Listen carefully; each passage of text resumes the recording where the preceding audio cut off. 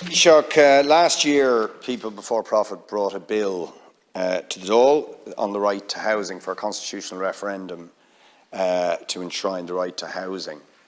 The government had a commitment in the programme for government to have a referendum on housing. Nothing is happening on these things. And there are consequences for real human beings as a result of the government's failure to do something on this. I have raised on literally dozens of occasions the plight of the tenants in St Helens Court in Dún Laoghaire, multi-unit apartment complex bought by two successive vulture funds.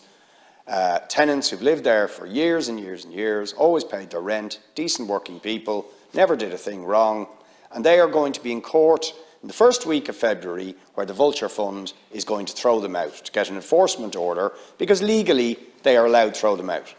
They don't need, the vulture fund doesn't need it for family members. This isn't a mum and pop landlord so-called.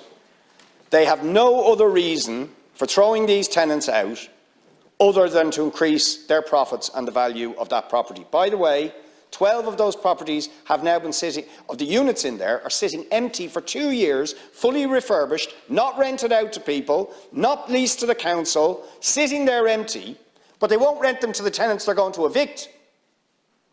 Right?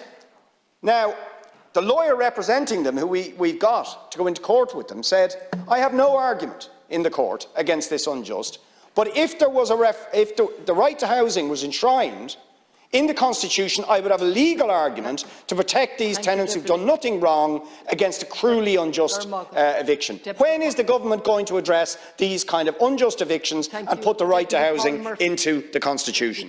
In terms of Deputy Boyd Barrett, raised the issue of the right to housing, and again the government does support a right to housing constitutional amendment.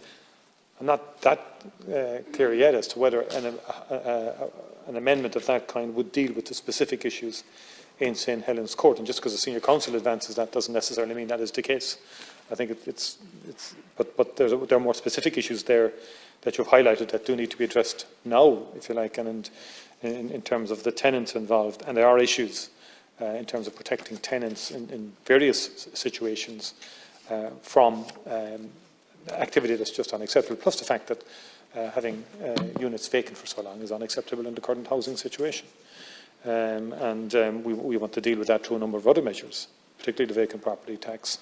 And we want to really, across the board, from zoning to vacancy, we want to bring in a system basically that penalises vacancy and incentivise occupancy and protecting people.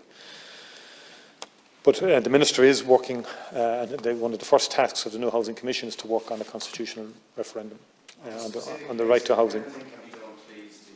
Yes, I'll follow that up and come back to you again.